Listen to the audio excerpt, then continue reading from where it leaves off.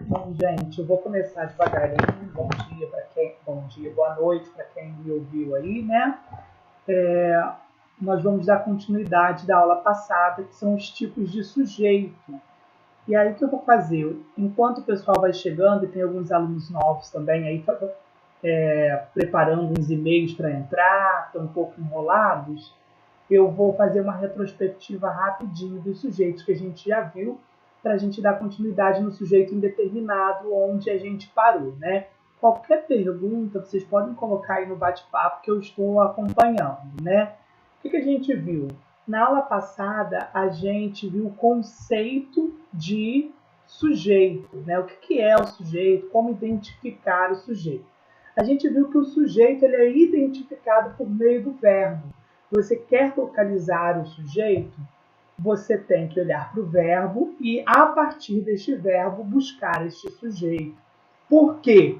A regra número 1, e aí você já aprende quando a gente chegar lá em concordância verbal, né? É que o sujeito, que o verbo, ele concorda em número e pessoa com o sujeito. Então, o indicativo, né, de busca de um sujeito está no fato de o verbo fazer a concordância com ele. Então, você vai ver que quando a gente fala em número, a gente fala em singular e plural. Este verbo está no singular, este verbo está no plural.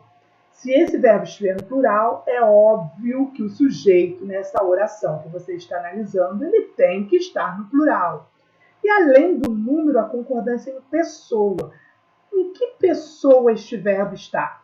Primeira pessoa do singular, segunda pessoa do singular, terceira pessoa do singular ou nas pessoas do plural, né? Primeira, segunda e terceira do plural. Então, essa é a forma que a gente localiza um sujeito em oração. Não tem outra maneira que não olhar para o verbo e localizar qual é o termo, né, que este verbo faz menção, faz referência. E esse termo está em concordância com esse verbo. E aí a gente tem, o verbo ele é muito importante numa oração, né? Por quê?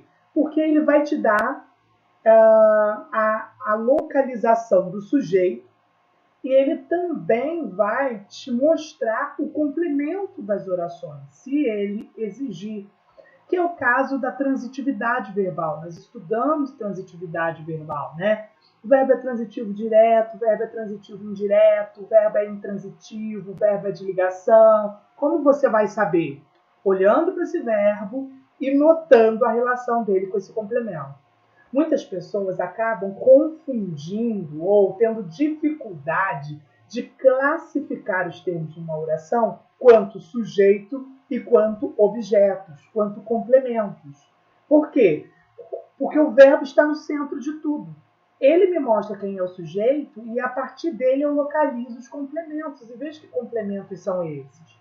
Eu lembro que teve uma questão que me perguntaram, ainda que poucos recursos faltassem. E aí estava sublinhado poucos recursos.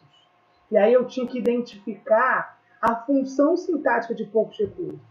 E aí, poucos recursos é objeto direto, é objeto desse verbo, ou ele é sujeito desse verbo? Então, grande parte das pessoas tem essa dificuldade porque o verbo está no centro e é a partir dele que eu localizo o sujeito e eu também observo a sua classificação a partir dos complementos, né? Uma dica que não é 100%, porque na língua portuguesa nada é 100%, toda regra tem exceção, é as perguntas que a gente faz para o verbo, né? Geralmente, para você localizar o sujeito, você, obviamente, vai perguntar para o verbo. Eu digo que Marcos encontrou Pedro. Marcos encontrou Pedro. E aí eu quero descobrir o sujeito dessa oração. Eu olho para o verbo que encontrou. Faço a pergunta, quem encontrou Pedro? Claro que eu faço uma pergunta, né? Repetindo todo o complemento. Quem encontrou? Então, Marcos é o sujeito. E aí você tem Pedro. E aí você vai perguntar também para o verbo, encontrou quem? Vocês notaram que a pergunta é a mesma, né? A gente vai perguntar quem, porque eu usei um sujeito pessoa, um complemento pessoa. Mas o que eu quero que vocês percebam é a ordem do pronome interrogativo. Quem encontrou é o sujeito. Encontrou quem é o objeto. Então, essa é uma dica, e aí eu volto a repetir, gente, toda regra tem uma exceção, mas é uma dica básica para a gente tentar localizar o sujeito, né? Quando o meu pronome interrogativo está antes do verbo, né? Quando eu faço essa pergunta, quem encontrou, isso é o sujeito. Quando eu digo encontrou quem, é o objeto, tá? É o exemplo da frase. Vou usar um de não pessoa, né? Eu encontrei o livro. E aí vamos procurar o sujeito perguntando para o verbo. Quem encontrou o livro? Eu, o sujeito. Agora, encontrou o quê? Note que agora, quando eu falo encontrou o quê, note que o meu pronome interrogativo está depois, a resposta vai ser o livro é o objeto, tá? Eu só trouxe essa questão agora para vocês, que é o primeiro passo. Antes da gente classificar qualquer tipo de sujeito, a gente precisa localizá-lo na oração. E muitas pegadinhas de concurso público está aí em trabalhar com frases fora da ordem direta. Eu conversei isso com vocês. Quando eu digo que Marcos comprou o livro, é fácil você perceber que Marcos é o sujeito, comprou é o verbo e o livro é o objeto. O grande problema é quando a gente mexe nessa ordem da frase. Ontem comprou o livro Marcos. Quando a gente mexe nessa ordem da frase, mexe com a nossa cabeça, porque o nosso cérebro está acostumado com a ordem direta. Sujeito, verbo, complemento. E muitas vezes a gente acaba estudando assim para facilitar. Sujeito primeiro, verbo depois e o complemento depois, né? Essa é uma ordem direta. Mas no concurso público, grande parte das questões não estão na ordem direta, estão na ordem indireta. Inclusive nessa frase que eu usei aí como exemplo. Ainda que surgissem poucos recursos. Note que eu coloquei poucos recursos depois e poucos recursos vai ser o sujeito. Então, uma outra dica para um concurso público é assim, mesmo que a sua questão seja de verbo transitivo direto ou indireto, objeto direto ou indireto, primeira coisa que você tem que fazer é localizar o sujeito para que você não confunda, ok? Espera que eu acho que tem alguém perdido aqui, gente. Um momento.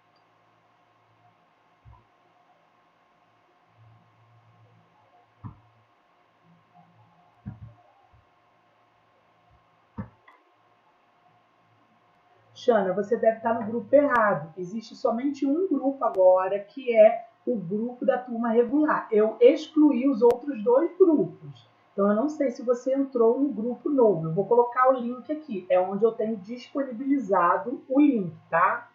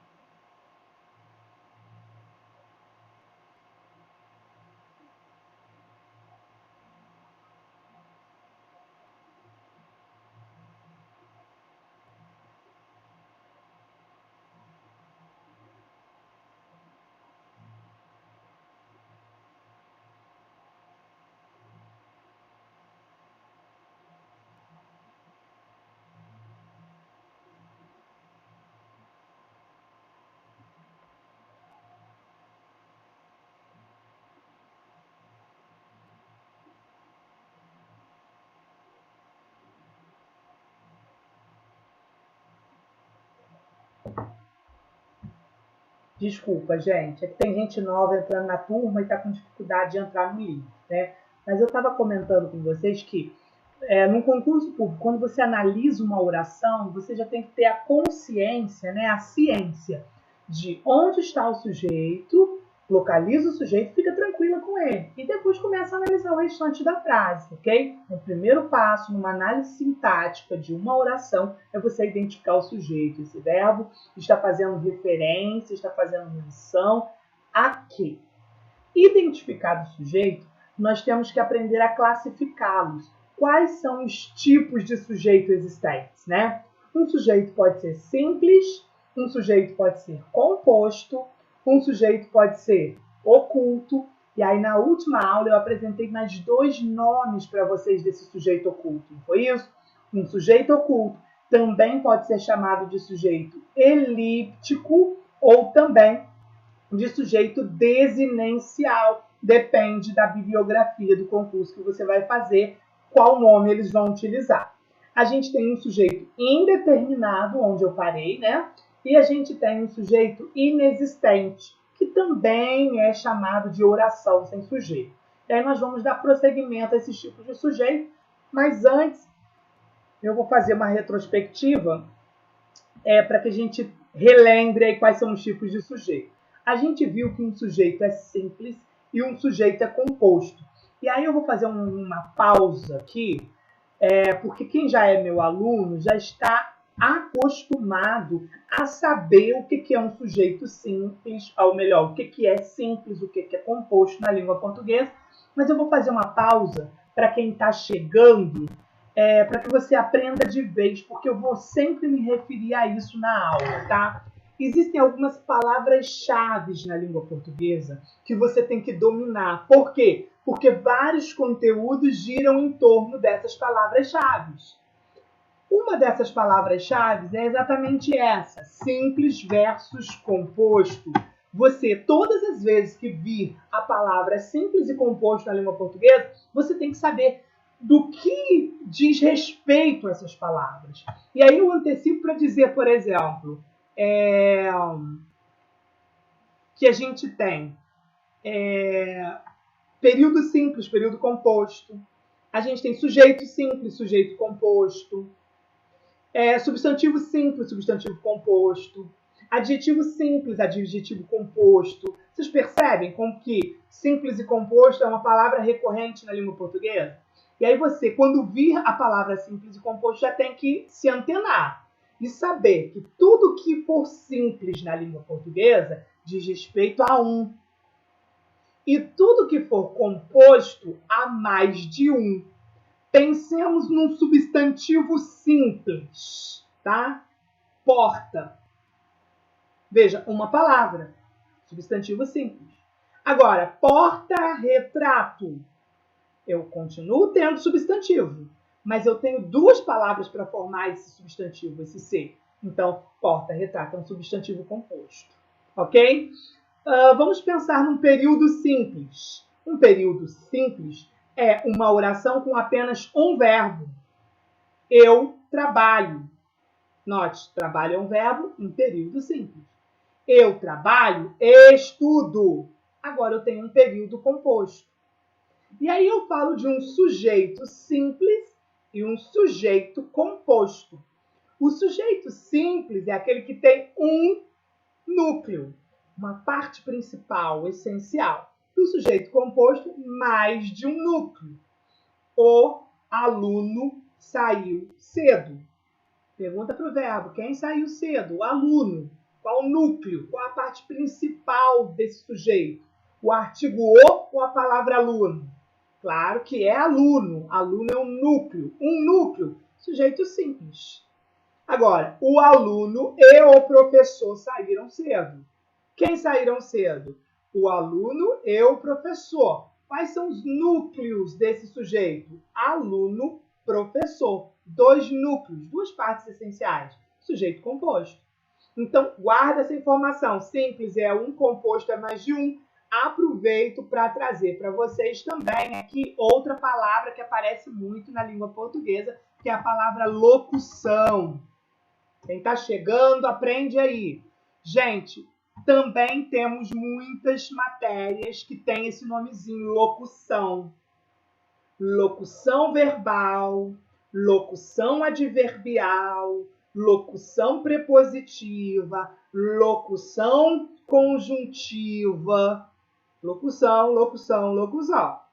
Todas as vezes que você ouvir a palavra locução na língua portuguesa, saiba que eu estou falando de mais de um. É como se fosse o composto. É mais de um. Vamos pensar num advérbio. Aqui. Aqui é um advérbio de lugar. E por que eu estou chamando de advérbio? Porque é apenas uma palavra. Agora, quando eu digo na minha casa, na minha casa, 3 palavras para se referir ao lugar. Então, eu não vou dizer que na minha casa é um advérbio de lugar. Na minha casa é uma locução adverbial de lugar. Então, veja que existe uma palavra apenas e existe locuções. Locuções mais de uma palavra.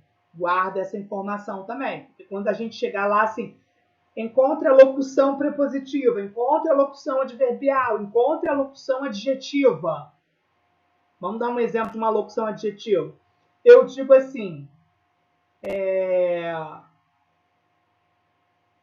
fraterno, amor fraterno. Fraterno é um adjetivo. É o tipo de amor. Eu estou classificando amor, qualificando amor. Amor fraterno. Fraterno é adjetivo. Agora, amor de irmão. De irmão está também qualificando o tipo de amor, mas com 2 palavras. Uma preposição de mais o irmão. Então, de irmão não é adjetivo. É uma locução adjetiva. Entendidos? E aí eu quero trazer também outras palavras importantes que aparecem na língua portuguesa. Eu tenho verbal versus nominal. Quem está chegando, anota isso que eu sempre vou falar. Muitas matérias também recebem o nome de verbal ou nominal.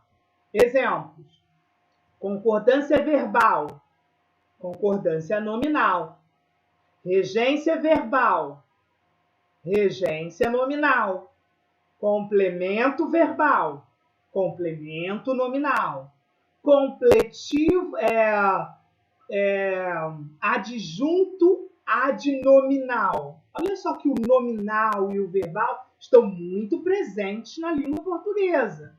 Então, note que você tem que saber que todas as vezes que você for estudar uma matéria na língua portuguesa que receba o nome de verbal ou nominal, do que está falando? Claro que verbal é fácil. Por quê? Você imediatamente faz uma associação com verbo. Então, se na matéria que você está estudando tem a palavra verbal, o seu olhar, a sua atenção, ela tem que ser voltada para o verbo. Vamos estudar concordância verbal. Olha para o verbo. Vamos estudar regência verbal. Olha para o verbo. Agora, se a matéria que você está estudando recebe o nome de nominal, olhe para o nome. E aí quem estuda comigo já está careca de saber que quando eu falo de nome, eu falo de 3 coisas. Não é isso, gente? Tem que estar na ponta da língua essas 3 coisas. Eu vou estudar regência nominal. Vou olhar para quê? Alguém pode me dizer que quando a gente estuda regência nominal, para que eu tenho que olhar? Para o verbo? Não, porque na regência verbal eu tenho que olhar para o nome. Mas o que eu tenho que olhar? Alguém pode me dizer? Quem já estudou aí comigo sabe.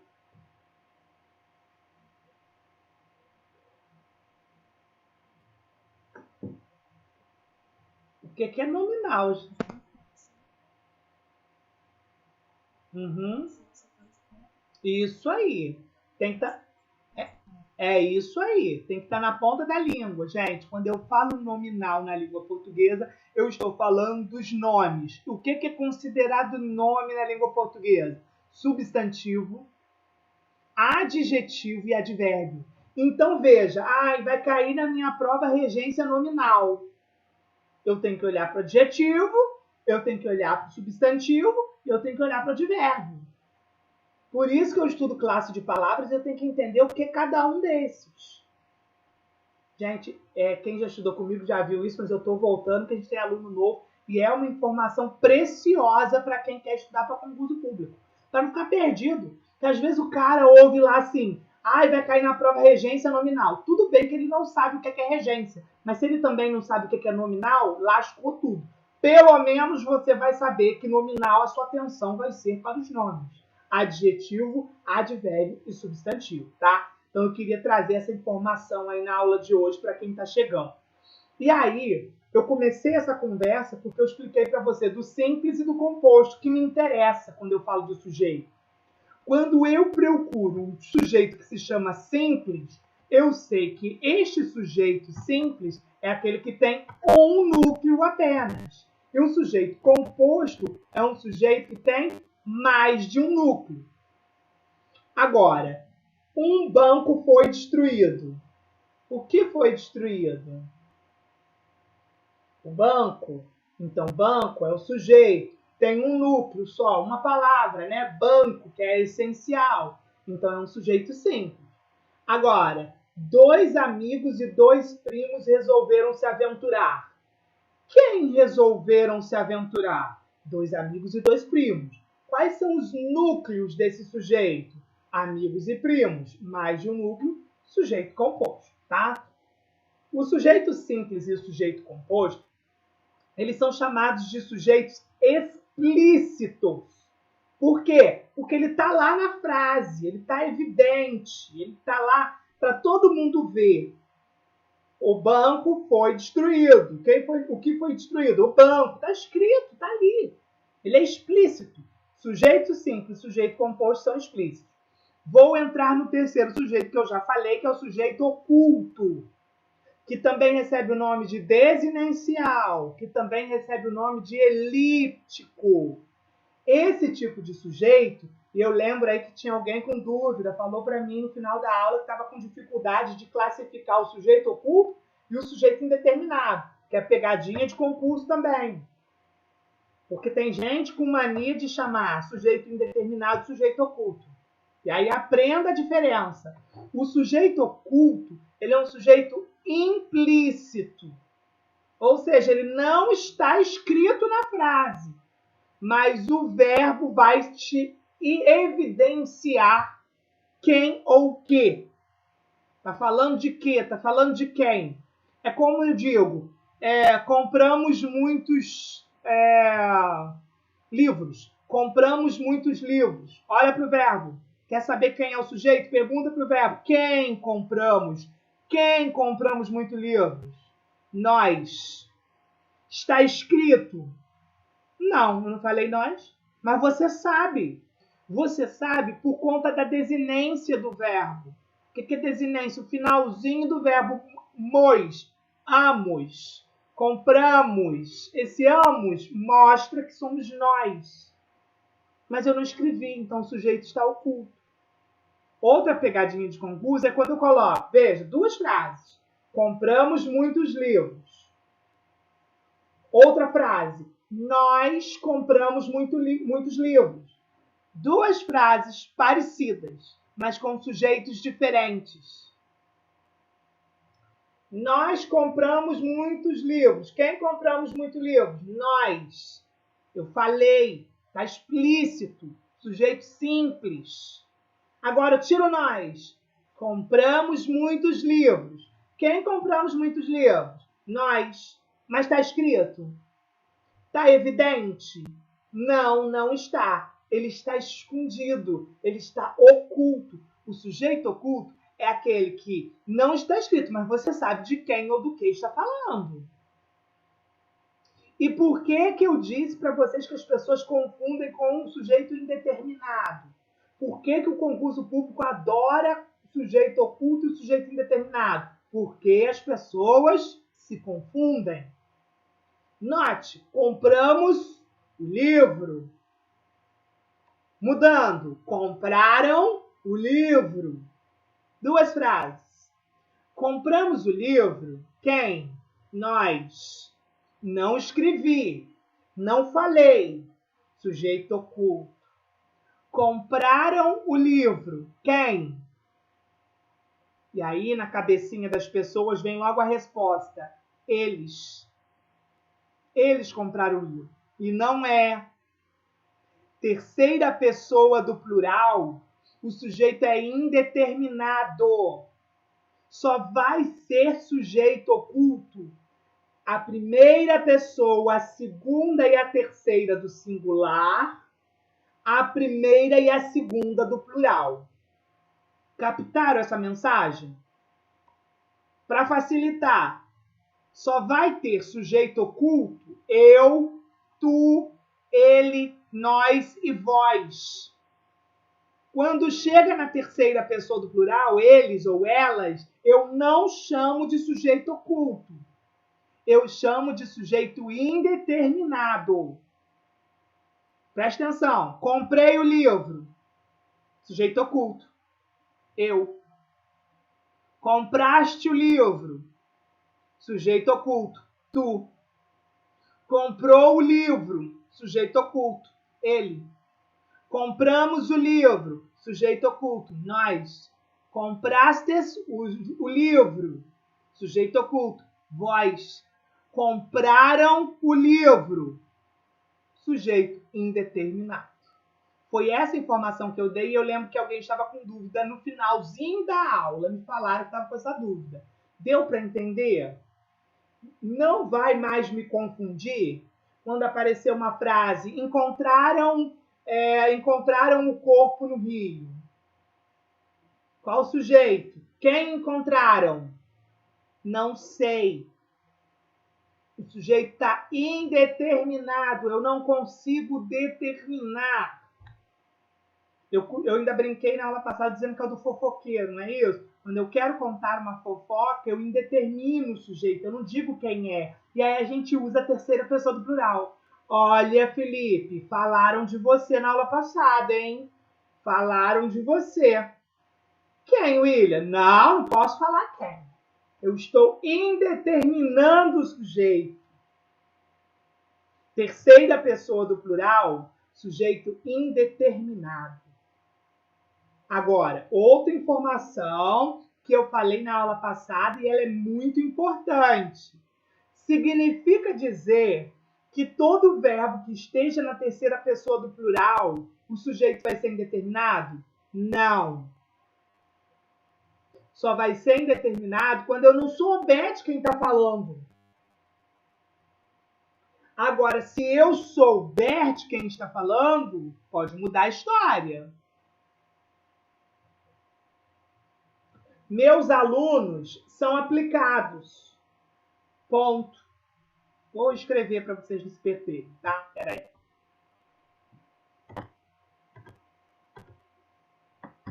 Vou escrever aqui. Meus alunos são aplicados. Ponto. Estudam muito. Ponto. Olha só, gente. Vou até subir porque é um período composto. Assim. Olha aí. Meus alunos estudam muito. Não. Meus alunos são aplicados. Estudam muito. Uma outra informação. Vamos lá. Eu tenho aqui duas orações. Dois verbos, não é isso? São. Eu tenho estudam. A minha tela não está aparecendo? Espera aí, deixa eu tentar compartilhar de novo. Aliás, acho que eu não compartilho. Obrigada, Faela.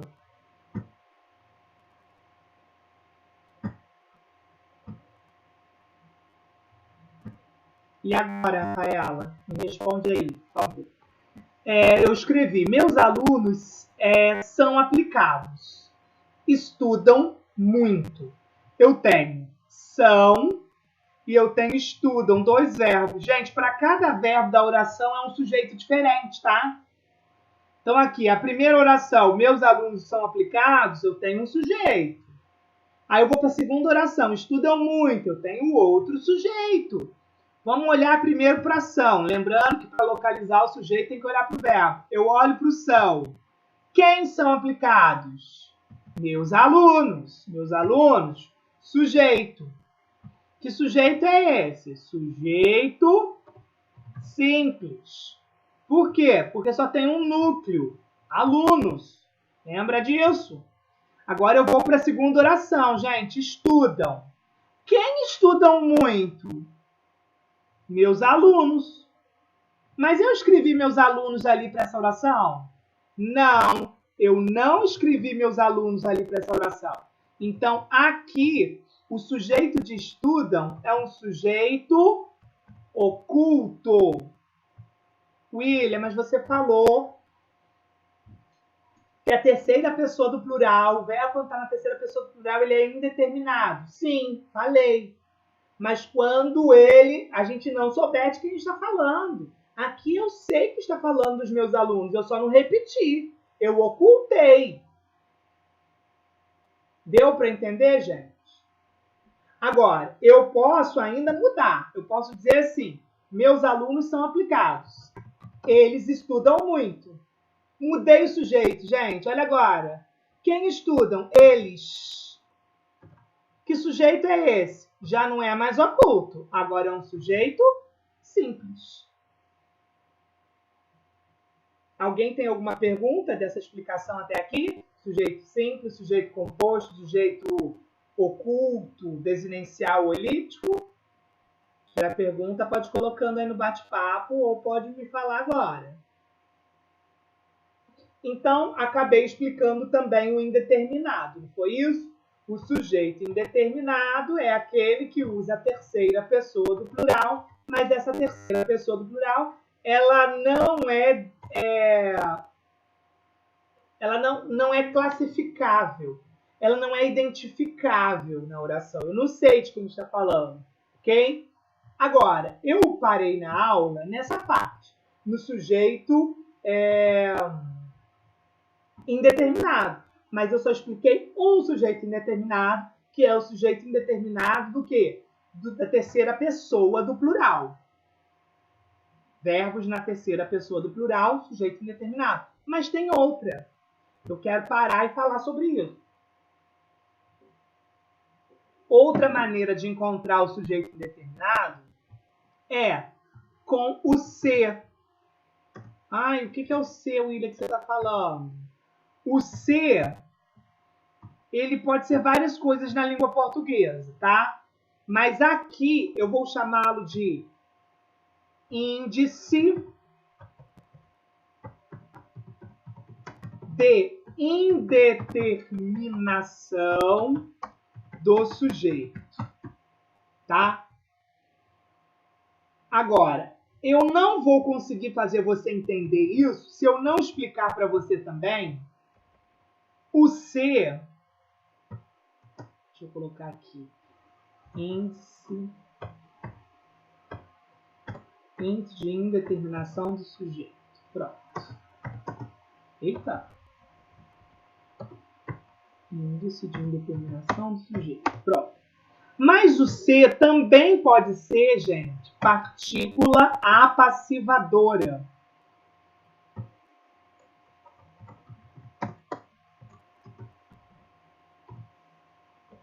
Assim. E aí, qual é a diferença? Partícula. Alguém sabe me dizer? Alguém já aprendeu a olhar uma frase e me dizer se esse ser é um índice de indeterminação do sujeito ou partícula passivadora? Exemplo. Encomendam-se salgados.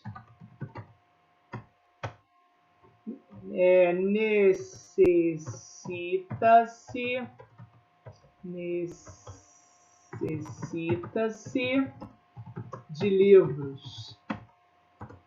Obedece. Peraí. Aqui. Ampliam-se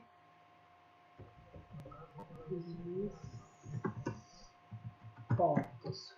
Qual deles? A partícula passivadora? Qual desses três é a partícula passivadora? Ou, se os três são, né? Você consegue olhar aqui todos esses 6 e saber me dizer qual é partícula e qual é índice? Deixa eu colocar mais um. Consegue?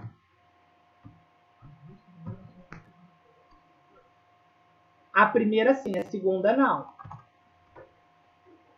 E aí, gente, conseguem? Vamos lá. Primeiro, vou ensinar para vocês não errarem mais. Por que eu estou explicando esses dois? Porque esses dois eles são os mais fáceis de serem confundidos. As pessoas olham o C assim, aparece muito no concurso público. Gente, se o seu concurso cair alguma coisa do sujeito, você pode ter certeza que vai cair dessa maneira aqui. Encomendam-se salgados. Qual o sujeito dessa frase? Necessita-se de livros. Qual o sujeito dessa frase? E aí, não depende só de você saber a matéria de sujeito. Depende de você saber classificar esse C. Porque de acordo com a classificação desse C, que você vai saber se tem sujeito ou não. Porque se o C for índice de indeterminação do sujeito, você vai dizer que o sujeito é indeterminado, ele não está ali. Agora, se o C for partícula apassivadora, faltou aqui, apassivadora, ele vai ter sujeito. E aí você vai ter que classificar. Vou dar algumas dicas. Primeiro, a partícula apassivadora, ela sempre tem um obstáculo. O que é esse obstáculo que o William está falando? Preposição. Por quê? O índice de indeterminação do sujeito, ele só existe a partir de um verbo transitivo indireto. Para quem está chegando e não sabe o que é um verbo transitivo indireto, é aquele verbo que exige um complemento com preposição. Eu gosto de alguma coisa. Olha o de aí, verbo transitivo indireto. Eu obedeço a alguém. Olha o a aí, preposição, verbo transitivo indireto. Eu confio em você. Quem confia, confia em alguém. Olha o em aí, preposição, verbo transitivo indireto. Verbo transitivo indireto são os verbos que exigem preposição. A, ante, após, até, com, contra, desde, em, entre, para, perante, por, sem, sob, sobre, traz. Essas são as preposições. Verbos que usam, que exigem essas preposições e que exigem complementos, são chamados de verbos transitivos indiretos. É desses que eu estou falando. Índice de indeterminação do sujeito só existe com verbos transitivos indiretos. Mas o C, que é o índice de indeterminação do sujeito, mais preposição. Na verdade, o que está acompanhando essa preposição é o quê? É um objeto indireto. Então, eu vou escrever aqui, quando eu falo... Quando eu falo preposição, eu estou falando de um objeto indireto. Essa é a equação do índice de indeterminação do sujeito. Sempre no meio do caminho vai ter um obstáculo. Que obstáculo é esse? Preposição. E aprendam uma coisa. Partícula apassivadora, ou melhor, índice de indeterminação do sujeito, não admite plural. Verbo sempre no singular. Nada de plural com índice de indeterminação do sujeito. Já a partícula passivadora, ela sim pode admitir ou não o plural. E aí eu vou falar da partícula passivadora. Partícula passivadora não tem preposição no meio do caminho. Por quê? Porque eu não trabalho com verbo transitivo indireto. Eu só trabalho com verbos transitivos diretos. Para quem está chegando, o que é um verbo transitivo direto? Aquele verbo que não pede preposição. Eu estudo algo, veja que não tem preposição. Eu como algo, eu bebo algo, eu compro algo, eu vejo algo. Tudo verbo transitivo direto, porque nos seus complementos não tem preposição. A partícula passivadora, ela tem um verbo transitivo indireto que pode ser no singular ou no plural, depende. E aí ela vai ter o ser, que é uma partícula passivadora, mais um sujeito. Olha essa informação, gente. Toda partícula passivadora tem sujeito. Índice de indeterminação, não tem sujeito. Partícula passivadora, tem sujeito. Ok? Então, quando eu peço para vocês olharem lá para baixo, eu não vou falar, não, eu quero que vocês deem uma olhada. Dá uma olhada no que eu expliquei. Vê onde tem preposição, onde tem obstáculo, onde não tem. Se tiver preposição obstáculo, não pode ser partícula.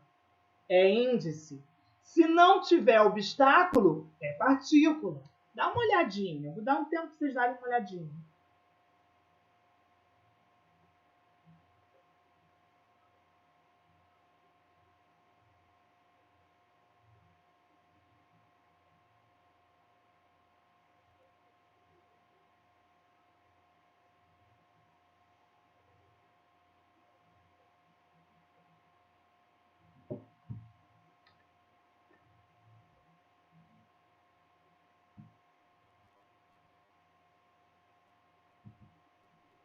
Olharam?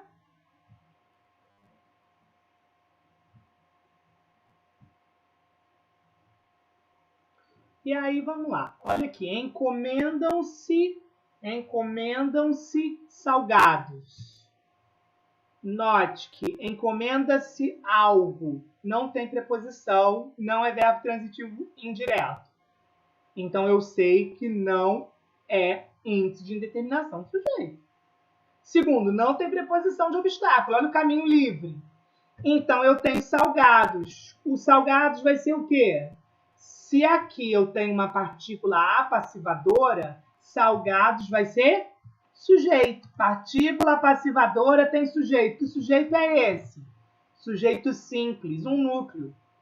E aí um outro macete para você ter certeza que é partícula passivadora é você transformar essa voz passiva numa voz passiva analítica. Inverter. Salgados são encomendados. Note, encomendam-se salgados. Salgados são encomendados. Mais uma prova de que salgados é o sujeito. Agora, olha embaixo. Necessita-se de livros. Primeiro, quem necessita de alguma coisa. De alguma coisa. Tem preposição. Verbo transitivo indireto. Olha aqui no meio do caminho. No meio do caminho eu tenho de, que é preposição. Então, eu nunca vou chamar de livros de sujeito. Por quê? De livros é o objeto indireto. Índice de indeterminação do sujeito tem objeto indireto. Partícula passivadora tem sujeito. E eu preciso que vocês prestem atenção em uma coisa. Se a partícula passivadora tem sujeito, e eu falei que o verbo concorda com o sujeito, vocês estão percebendo que eu coloquei encomendam-se salgados? Esse verbo está acompanhando o plural do sujeito. E aí eu vejo um monte de gente escrevendo assim, vende-se casas. Vende-se casas. Está errado. Partícula passivadora. Casas é o sujeito. O sujeito está no plural. Então eu não posso falar vende, eu tenho que falar vendem-se casas. Alugam-se casas. Agora, olha como que eu escrevi o terceiro. Amplia-se fotos. Está errado. Por que está errado? Não tem preposição. O verbo amplia-se algo, ele é verbo transitivo direto, então ele não pode ser partícula passivadora. Esse ser, ele é partícula apassivadora. Eu posso inverter, as fotos são ampliadas. Então, fotos é sujeito. Que sujeito é esse? Sujeito simples. Por quê? Porque eu tenho um núcleo só, fotos. Tenho um núcleo só, fotos. Agora, gente, se eu falar foto, eu tenho que falar amplia-se. Mas como eu coloquei fotos, eu não posso falar amplia-se fotos. Eu tenho que dizer ampliam-se fotos. Olha de baixo. Obedece-se às leis. Obedece-se a alguma coisa. Gente, tem preposição aqui. Todo mundo sabe que o a com crase significa que ali dentro tem a preposição a. Se tem preposição, não pode ser partícula passivadora. É índice de indeterminação do sujeito. Índice de indeterminação do sujeito. Se é índice de indeterminação do sujeito, eu não vou falar que as leis vão ser o sujeito. As leis vão ser objeto indireto, porque índice tem objeto indireto. Ah, eu sei que isso aqui é difícil entrar na cabeça. Alguém tem alguma pergunta? Felipe, entendeu?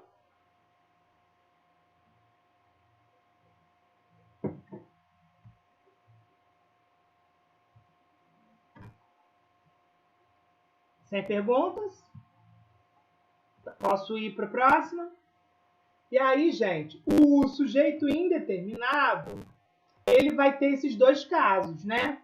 Ou a terceira pessoa do plural, tomaram um pote de sorvete. Verbo na terceira pessoa do plural.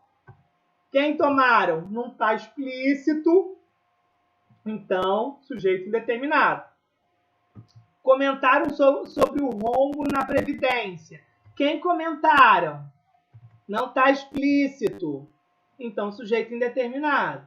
Mas se eu tenho aqui um contexto em que eu sei quem comentaram, eu não vou chamar de sujeito indeterminado. Olha lá, tomaram um pote de sorvete. Eu digo assim, meus sobrinhos vieram aqui em casa, ponto. Tomaram todo o sorvete. Mudei a história. Porque quem tomaram todo o sorvete? Vocês sabem que agora eu estou falando dos meus sobrinhos. Mas eu repeti os meus sobrinhos? Eu falei de novo dos meus sobrinhos nessa frase? Não, eu deixei oculto. Eu escondi. Então, cuidado com essa pegadinha de concurso. Terceira pessoa do plural só é sujeito indeterminado quando não é possível determinar esse sujeito. E o outro que acabo de explicar é verbo na terceira pessoa do singular acompanhado do índice de determinação do sujeito. Eu falei, precisou de mais sorvete do verbo transitivo indireto. Aqui embaixo, vivem-se bem aqui.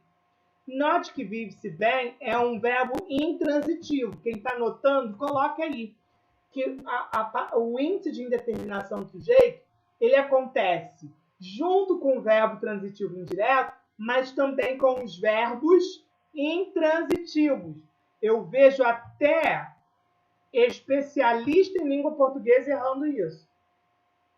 Porque esquecem da informação de que verbo intransitivo com o C não tem sujeito determinado. O sujeito é indeterminado. Sorri-se muito nessa casa. Sorri-se muito nessa casa. Sorrir é um verbo intransitivo. Essa frase não tem sujeito. Ou melhor, ela não tem um sujeito determinado. É um sujeito indeterminado. Porque esse C, ele é índice de indeterminação do sujeito. Então, além do caso da preposição que eu ensinei, dos verbos transitivos indiretos, o índice de indeterminação do sujeito também ocorre com os verbos intransitivos. Quem não assistiu essa aula, o verbo intransitivo são aqueles verbos que não precisam de complemento, o seu sentido é basta, é um verbo significativo, ou, se for utilizar um complemento, esse complemento tem que ser um adjunto adverbial. Pode ver que ali, quando eu falo vive-se bem aqui, eu tenho bem e eu tenho aqui. Bem, advérbio de modo e aqui advérbio de lugar. Claro que dentro da frase eu não chamo de advérbio, né, gente? Eu chamo de adjunto adverbial. Então, verbos intransitivos com o índice de indeterminação do sujeito, sujeito indeterminado, ok? E falta somente mais um sujeito, né? Que é o sujeito inexistente. É a oração sem sujeito. Eu até brinco, gente, que assim, eu falei para vocês que a gente ia estudar os termos essenciais de uma oração, foi isso? Quais são os termos essenciais de uma oração? Sujeito, verbo e predicado, né? Com os complementos. Sujeito, verbo, predicado são os termos essenciais de uma oração. O que é algo essencial? É algo que não pode faltar, não é isso? Se é algo que não pode faltar, como que eu vou explicar para vocês agora a existência de um sujeito inexistente? Ou seja, não existe sujeito. Uma frase que não tem sujeito. Essa é uma ambiguidade da língua portuguesa, né? Estudar os termos essenciais. Qual o termo essencial de uma oração? Sujeito. E existem orações que não têm sujeito. Quais são esses casos de orações que não têm sujeito? Primeiro, verbos com ideia de fenômeno da natureza. Quaisquer verbos que sejam de fenômenos da natureza ou verbos que estejam associados com fenômenos da natureza, essa oração ela vai ser uma oração sem sujeito. Não vai ter sujeito. Choveu muito ontem. Qual o sujeito dessa oração? Não tem. Ai, quem choveu muito? O que choveu muito ontem? A chuva? Não, nada a ver. Choveu, relampejou, trovejou, nevou, ventou. Verbos com ideias, fenômenos da natureza, não tem sujeito. Mas muito cuidado. Pegadinha de concurso. O concurso público, muitas vezes, usam um verbo de fenômeno da natureza de forma conotativa. O que é um verbo com fenômeno da natureza sendo usado de forma conotativa? Ele é usado sem o seu sentido literal. Exemplo. Choveram reclamações no PROCON. Choveram reclamações no PROCON. O que choveram? Reclamações. Reclamações é o sujeito. Que sujeito é esse? Sujeito simples. Não vá confundir achando que usou choveram aí, achar que é inexistente ou oração sem sujeito, porque usou um verbo de fenômeno da natureza. Não, usou um verbo de fenômeno da natureza no sentido conotativo, fora do seu sentido real. Os verbos de fenômenos da natureza, eles têm realmente que se referirem a fenômenos naturais. Se eles estão sendo utilizados figurativamente, ou seja, de uma forma figurada, você tem que achar o sujeito. Ok? Não caiam nessa pegadinha. Então, o primeiro caso são verbos com fenômenos da natureza. Essas orações aí, elas não vão ter sujeito, vai ter um sujeito inexistente.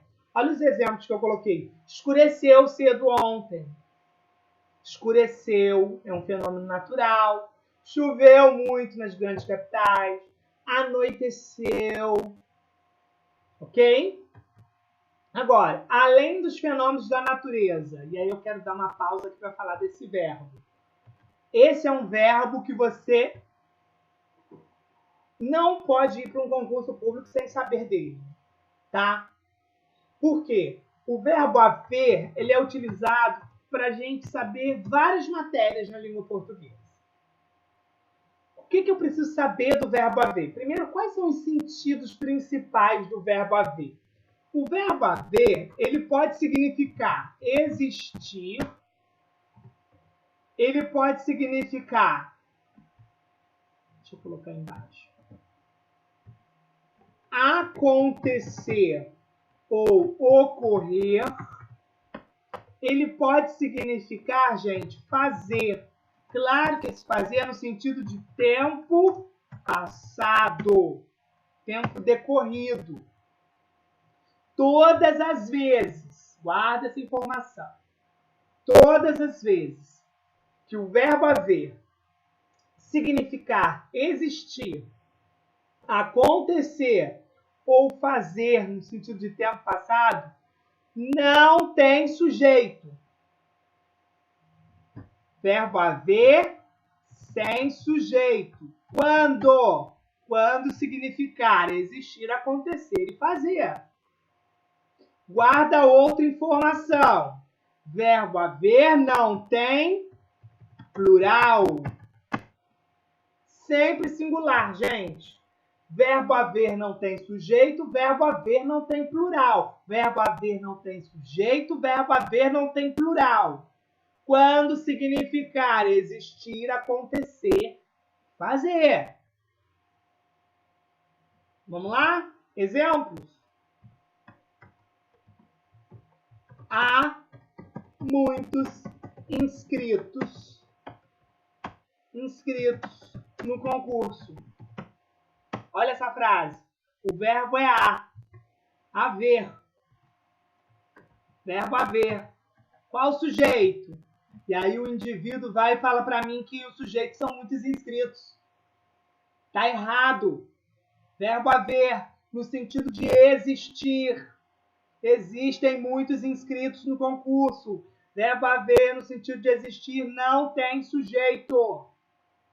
Oração sem sujeito aqui em cima.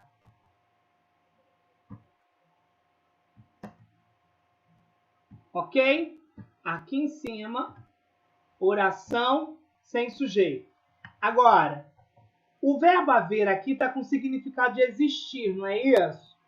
Vamos trocar agora? Em vez de usar haver, vamos usar existir? Preste atenção. Existem muitos inscritos no concurso. Perceberam o que é que eu fiz? Gente, agora não posso confundir e achar que o verbo existir, acontecer e ocorrer não vão ter sujeito. Vão ter sujeito sim. Quando eu falo existem muitos inscritos no concurso, qual é o sujeito dessa oração? O que existem? Muitos inscritos. Muitos inscritos vai ser o sujeito aqui. Que sujeito é esse, William? Sujeito simples. Qual é, William? Mas quando você falou há muitos inscritos, qual era o sujeito? Oração sem sujeito ou sujeito inexistente. Prestar atenção. Essa historinha que eu estou falando de não ter sujeito só acontece com o verbo haver. Os seus significados não. Claro que existir e acontecer, né, gente? Vou agora usar um exemplo diferente. Vamos lá. Houve muitos acidentes. Qual sujeito? Não tem. Houve. Verbo haver no sentido de acontecer, ocorrer. Verbo haver no sentido de existir, acontecer e ocorrer e fazer. Não tem sujeito. Qual sujeito? Oração sem sujeito ou sujeito inexistente. Agora, vamos fazer aquele exercício? Vamos trocar? Vamos passar agora de haver para acontecer? Preste atenção. Aconteceram muitos acidentes. Note que o verbo acontecer não tem nada a ver com essa história que eu estou conversando com vocês. Acontecer tem sujeito. Qual sujeito? Muitos acidentes. Sujeito simples.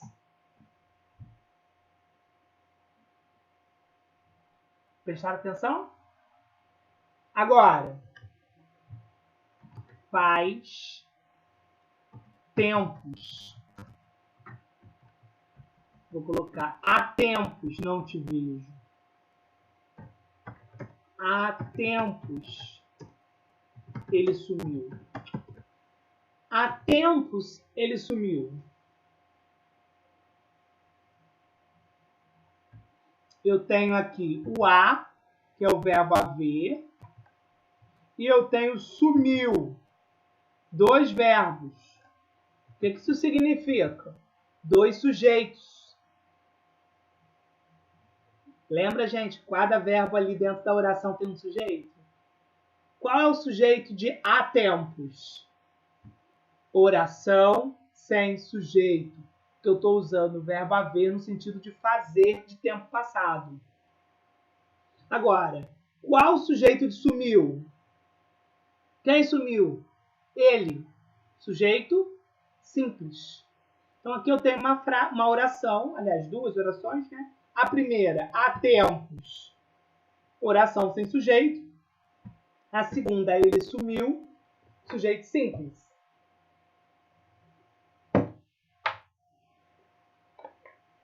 Agora, vamos mudar o verbo haver para o sentido de fazer? Como vai ficar o verbo haver no sentido de fazer? Faz tempos que ele, vou mudar aqui, que ele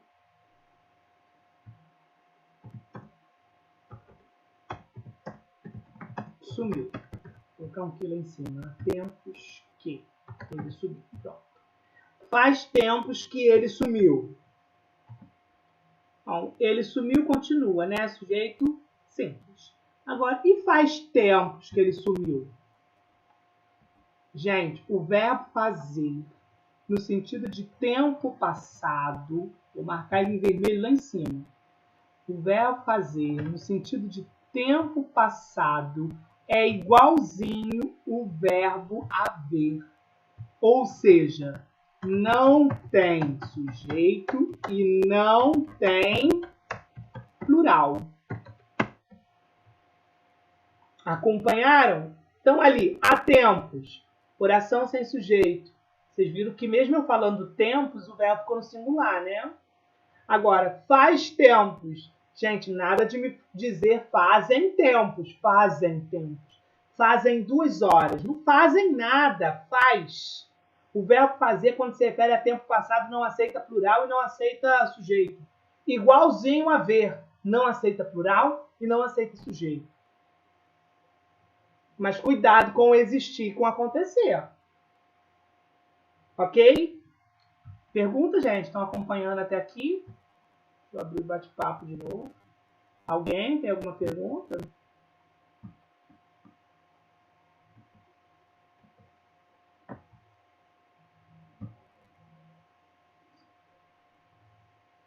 Eu preciso de outro slide. Espera aí que agora eu vou explicar outra coisa. Aqui. O que eu quero chamar a atenção?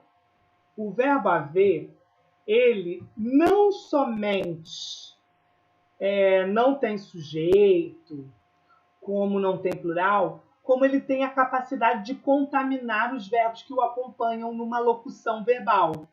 Para tudo! Falei no começo da aula sobre locução, lembra? Verbo, uma palavra só. Locução verbal, mais de um verbo. Como? Eu como. Como é verbo. Eu estou comendo. Estou é verbo, comendo é verbo. 2 verbos é uma locução. Estou comendo é uma locução verbal. O que eu quero trazer para vocês? Que o verbo haver sozinho não tem sujeito, não tem plural. e quando ele está acompanhado de um outro verbo, ele contamina esse verbo. Esse verbo também fica sem plural. Esse verbo também fica sem sujeito. Quer ver? Deve haver mais inscritos. Olha lá. Eu estou usando o verbo haver como principal. E aí, a gente já aprendeu essas historinhas do verbo haver. Aqui é no sentido de que devem existir, não é isso? Existir. Verbo haver no sentido de existir não tem sujeito. Não tem plural. Ele contaminou deve, não vai ser devem. Não é porque você está falando mais inscritos que você vai falar devem haver mais inscritos. Isso porque eu estou usando o haver. E o haver contamina o deve. Agora, essa frase ela não tem sujeito. É um sujeito inexistente. Agora eu vou pedir para vocês mudarem o verbo haver por existir. Olha só. Devem existir mais inscritos. Percebe? Agora eu estou usando existir, gente. Existir não tem nada a ver com o verbo haver. Ele tem sujeito, hein? Essa historinha toda é com o verbo haver e fazer. Existir e acontecer, eles têm sujeito. Vocês perceberam que eu coloquei o verbo no plural? Devem existir mais inscritos. O que devem existir? Mais inscritos. Mais inscritos é o sujeito. Que sujeito é esse? Sujeito simples. Olha lá, gente, duas frases parecidas. Mas a de cima não tem sujeito. E a de baixo tem sujeito. O verbo haver também contamina com quem ele acompanha. Vou usar outro agora. Vai haver mais aulas. Vai haver mais aulas. Apareceu haver, liga o alerta. Guarda a informação. Verbo haver não tem sujeito, verbo haver não tem plural, verbo haver não tem sujeito, verbo haver não tem plural. Quando significar existir, acontecer ou fazer no sentido de tempo passado. Que é o caso. Vai haver mais aulas. Usei aí acontecer ou ocorrer. Não é isso? Vamos imaginar que usei acontecer e ocorrer ali. Ou seja, sujeito inexistente. Vamos trocar por acontecer?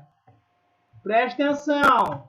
Vão acontecer mais aulas. Vão acontecer mais aulas. Sim, Rafaela. Eu vou trocar por ocorrer aqui. Acontecer e ocorrer tem quase o mesmo significado. Estou usando mais acontecer, mas o ocorrer também. Ó, vão ocorrer mais aulas. Então, veja que quando eu troco por existir, acontecer, passa a ter sujeito. Qual o sujeito? Mais aulas. Mais aulas é o sujeito. Aqui, no caso, é um sujeito simples. E olha o verbo. Com o verbo haver, ele está no singular, gente. Por que ele está no singular? Porque ali ele não está concordando com o sujeito, porque o sujeito não existe.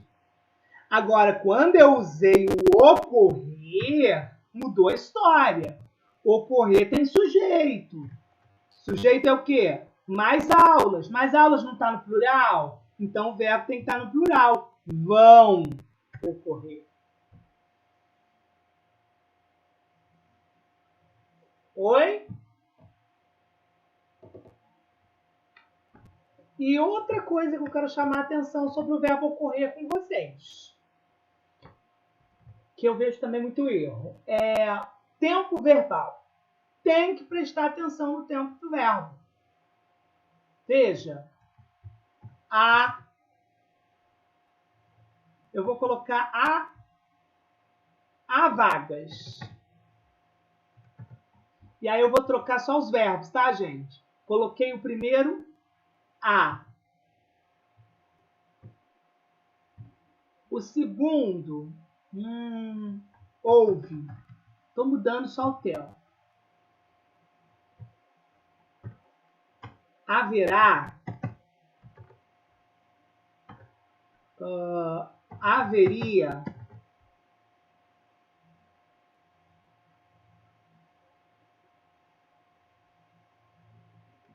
O que eu quero que vocês prestem atenção? Na verdade, eu nem queria fazer isso, que eu já meio que dei a resposta, né? Mas, enfim, vamos lá. Porque não é difícil passar para o mesmo tempo os verbos que o verbo haver significa. Mas é mais difícil pegar os verbos que têm esse significado e transformar no haver, que era o que eu queria fazer, mas acabei errando aqui. Mas vamos lá. Há vagas. Primeiro, qual o sentido de haver aqui? Existir. Então, note, há vagas, não tem sujeito, o verbo está no singular. Quando você faz a troca, existem vagas. Sujeito, vagas. Sujeito simples. Verbo no plural. Aqui, houve. Tem que saber correlacionar o tempo. Existiram vagas. Aqui, haverá. Existirão vagas. Haveria. Existiriam vagas. Tem que saber, gente, fazer essa passagem. Aqui fica fácil, porque quando eu passo do haver para o existir é fácil. Mas é um pouco mais difícil passar do existir para o haver, porque tem gente que não sabe conjugar o verbo haver. Então, se você tem dificuldade de conjugar o verbo haver nos tempos verbais, no presente, no pretérito perfeito, no pretérito mais que perfeito, tem que saber conjugar. Porque quando aparecer um verbo, vocês vão saber fazer isso. Deixa eu mudar aqui. Vou colocar o acontecer agora para a gente passar para o haver, tá? Vou colocar o ocorrer. Foi o que a Rafaela perguntou. Ocorria acidentes. Ocorria acidentes. Ocorrera acidentes.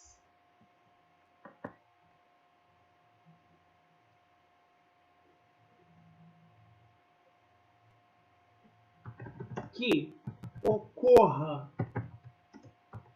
acidente. Agora é a mesma coisa, só que agora eu vou passar do ocorrer para o haver. Então, aliás, errei aqui, ocorreriam, desculpa, ocorreram. Esse aqui é o pretérito mais que perfeito, tá? Pretérito mais que perfeito. E aqui que ocorram. Vou colocar no plural porque eles têm sujeito. Ocorreram acidentes e que ocorram acidentes, tem sujeito. Acidentes, sujeito simples. Agora, vamos trocar por haver? Como vai ficar o verbo ocorreriam passando para haver, ocorreram passando para haver? Lembrando que esse ocorreram é do pretérito mais que perfeito, tá, gente? Ocorrera, ocorreras, ocorrera, ocorreramos, ocorrerem, ocorrereis e ocorreram. E o último, que ocorram, presente do subjuntivo. Eu quero que vocês passem para o verbo haver.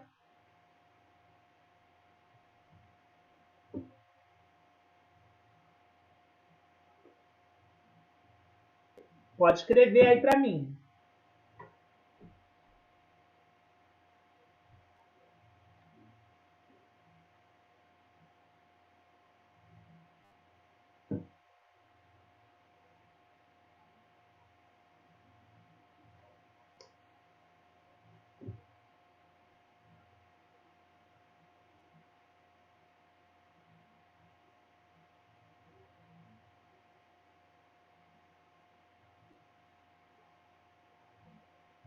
Isso aí.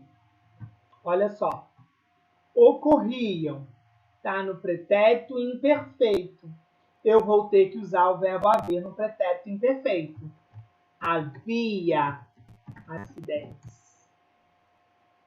Lembrando que verbo haver não tem plural, verbo haver não tem sujeito. Ocorrer tem plural e tem sujeito. Eu estou falando de acidentes. Ocorreram no pretérito mais que perfeito, o verbo é houvera. Houvera acidentes. Singular. Que ocorram. Que haja. Tá vendo? Então, vocês têm que fazer essa passagem aí do tempo verbal também. Eu chamei a atenção a 3 coisas do verbo haver. Primeiro, saber que o verbo haver não tem sujeito e não tem plural, quando ele significar existir, acontecer ou ocorrer e fazer no sentido de tempo passado. Não tem sujeito, não tem plural. Chamei também a atenção de que quando eu uso os respectivos significados, existir, acontecer e ocorrer, tem plural, tem singular normalmente. Isso vai depender do sujeito. Já o fazer, ele se comporta igualzinho a haver. Fazer, no sentido de tempo passado, não tem sujeito e não tem plural. Chamei também a atenção para quando o verbo haver acompanhar outros verbos, ou estiver acompanhando outro verbo, ele contamina o outro verbo. Deixa de ter sujeito, deixa de ter plural.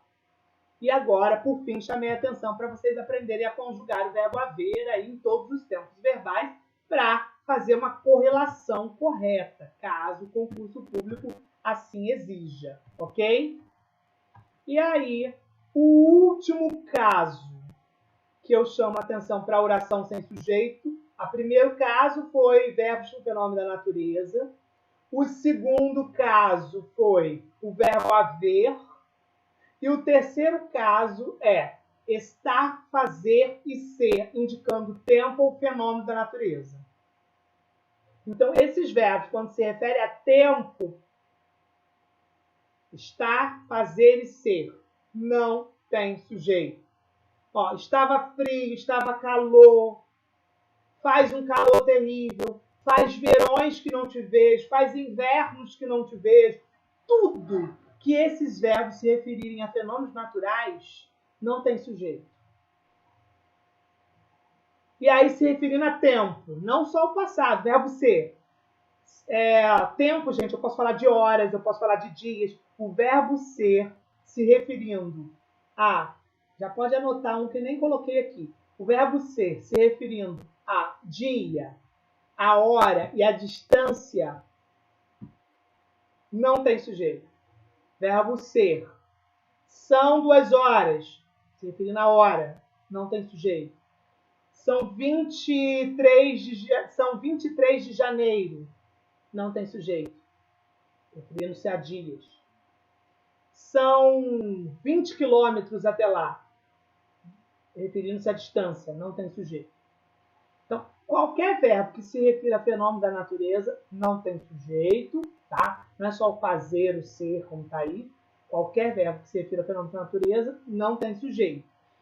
E o verbo ser, referindo-se a tempo. E aí eu acrescentei distância, que eu não coloquei no slide, mas o verbo ser também, quando se refere à distância, ele não tem sujeito. Tá bom? Então, você tem uma frase aí, são 28 de fevereiro. Qual o sujeito dessa oração? Inexistente. Oração sem sujeito. Não tem. Ok? Gente, eu vou deixar os exercícios aí desses slides. Vocês viram que eu coloquei alguns exercícios? Ó, exercícios. Temos aqui poucos. Alguns exercícios eu vou deixar vocês fazerem. Depois da explicação, façam. A gente começa a próxima aula corrigindo esses exercícios do slide e entrando num novo assunto que eu vou disponibilizar o slide com antecedência, tá bom? Sobre o conteúdo de sujeito, tem alguma pergunta?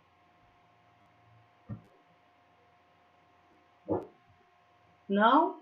Quem está chegando hoje, se quiser fazer alguma pergunta, tem alguma dúvida do curso, estão acompanhando? Tá. Deixa eu passar uma informação para vocês referente ao nosso fim de ano, né? Bom, nós já entramos em dezembro e eu informo que essa é a primeira aula de dezembro. A quarta aula de dezembro vai ser dia 22, quando nós entraremos em recesso. Então, nós vamos ter 1º, 8, 15 e 22. 22 nós vamos ter um recesso e aí em janeiro nós conversamos, tá? Só para vocês estarem cientes. Alguma pergunta? Sem perguntas? Então, gente, abraço para vocês. Façam os exercícios desse slide e a gente corrige na próxima aula e a gente se vê na próxima aula. Eu vou disponibilizar o vídeo dessa aula assim que ele for, que eu conseguir baixar aqui, tá? Lembrando que tem demorado um pouquinho. Se eu não colocar hoje, eu coloco amanhã o vídeo da aula, tá bom? Tchau, tchau para vocês. Boa noite.